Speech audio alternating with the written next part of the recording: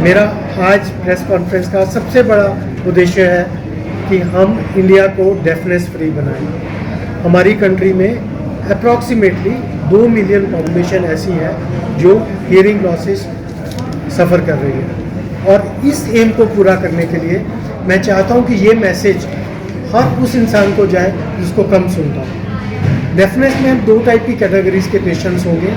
एक वो पेशेंट जो पैदा ही डेफ हुए, द बॉर्न डेफ, और बॉर्न डेफ में 2 टाइप के बच्चे होते हैं, एक सिंड्रोमिक, एक डाउन सिंड्रोम। इन सारे केसेस में अगर बच्चा 10 साल की उम्र से पहले प्रेजेंट करता है तो कॉक्लियर इम्प्लांट के द्वारा इनको नॉर्मल हियरिंग दी जा सकती है। दूसरा ग्रुप है जिनको सडनली, जो नॉर्मल थे, सडन हियरिंग लॉस हुआ और suddenly they got up in the morning और वो कहते हैं मुझे नहीं सुन रहा।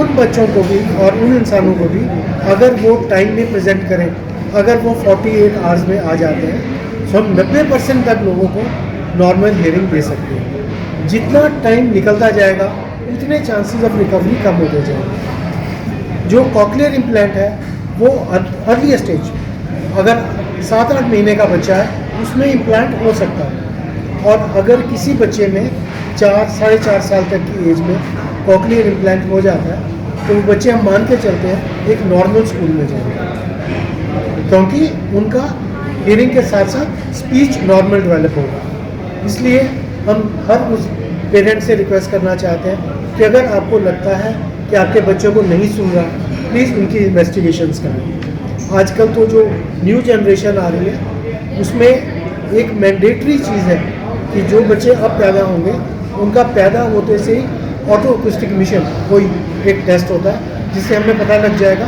हियरिंग लॉस कितना है।